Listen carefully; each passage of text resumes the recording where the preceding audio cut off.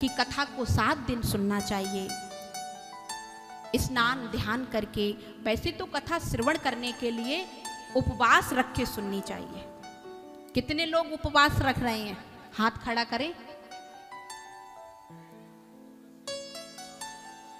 बस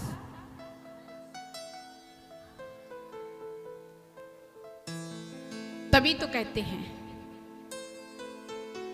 कि प्रभु भगवान के पास उप मानी समीप और बास मानी पास, यानी भगवान के समीप चला जाना ही उपवास है। वैसे तो कथा उपवास रख के सुनना चाहिए, लेकिन अगर किसी की नहीं बनती है तो एक बार प्रसाद पालो। बोले एक बार भी नहीं बनेगी, फिर क्या करें? तो बोले 2 बार पालो। बोले इतने पे भी नहीं बनेगी, तो बोले तो 3 बार पालो, पर कथा प्रेम से सुनो। बोलना पड़ेगा।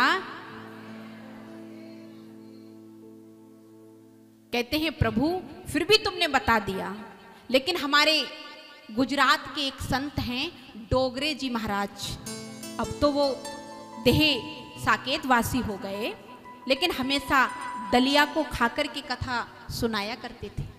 कभी पहले तो कथा 2 समय हुआ करती थी, अब तो कथाओं का समय 1 कर दिया है, क्योंकि एक ही मीटिंग में कथा होती है, क्योंकि एक मीटिंग में भी तो संत भक्त नहीं आ पाते हैं। बोलना पड़ेगा।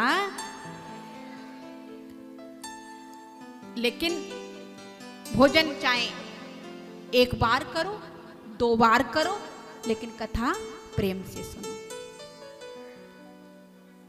फिर सुखदेव जी महाराज का ध्यान करते हुए प्रथम स्कंद में हम सब प्रवेश करते हैं, जिसमें भगवान ने मंगलाचरण को शुभ आरंभ किया है, प्रारंभ किया है, प्राकट्य किया है। प्यारे, जब किसी ग्रंथ का शुभ आरंभ होता है और जिसका ग्रंथ होता है उसी की वंदना होती है। राम जी की स्तुति होगी अगर राम ग्रंथ है तो, दुर्गा जी की स्तुति होगी, गणेश जी का है तो गणेश जी की, लेकिन श्रीमद् भागवत में किसी की वंदना नहीं हुई है। क्यों? क्योंकि श्रीमद् भागवत में केवल और केवल सत्य की वंदना हुई है। सत्यम परम धीमहि, जो सत्य पहले भी था और मध्य में भी है और अंत में सत्य ही बचता है। राम नाम, जोर से बोलो, जोर से बोलो मैया, राम नाम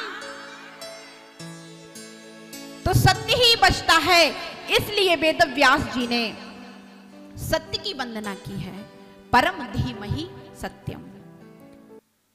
सुखदेव जी महाराज ने के आगे जब ये भागवत कथा का प्रस्ताव रखा, भक्तों एक बात बड़े ध्यान से सुनना। सुख कहते हैं तोता को। तोता जो होता है ना, तोता का मुख लग जाने से फल मीठा हो जाता है, ऐसा है या नहीं? हाँ जी या ना जी? एक बात तो ये है कि तोता का मुख लग जाने से फल मीठा हो जाता है, या फिर तोता ऑलरेडी उसी फल में मुंह लगाता है जो पहले से ही मीठा होता है। तो श्रीमद् भागवत में सुखदेव जी रूपी तोता का मुख लग जाने से ये फल मीठा हो गया है। जब ये फल मीठा हो गया तो कहने लगे कि फल में तो गुठली और छिलका भी होते हैं। नहीं नहीं नहीं नहीं नहीं, श्रीमद् भागवत रूपी फल में कोई गुठली और छिलका नहीं है। क्यों? कहने लगे पिबत भागवतम रसमाल्यम। पिबत नहीं तो बोलते खाना, पीने के लिए कहा है। पीने के लिए वेद व्यास जी ने लिखा कि पिबत भागवतम रसमाल्यम। जितना हो सके पियो, और जब पियोगे तो आनंद आएगा। तो बोले कब तक पिए? बोले पीते ही रहो। बोले अभी 1 वर्ष पहले तो कराई थी, हमारे ब्रज से ही हमारे बड़े भैया राकेश शास्त्री जी आए थे, उससे पिछली वर्ष भी हुई थी। इस बार फिर वृंदावन से डॉक्टर आरती कृष्ण प्रिया जी को बुलाया है। अगली बार फिर कोई और आएगा, क्योंकि कोई ना कोई हस्तांतरण होता रहता है। तो बोले कितनी बार पिए? बोले बार बार पियो, जितनी बार पियोगे ना उतना ही आनंद आएगा।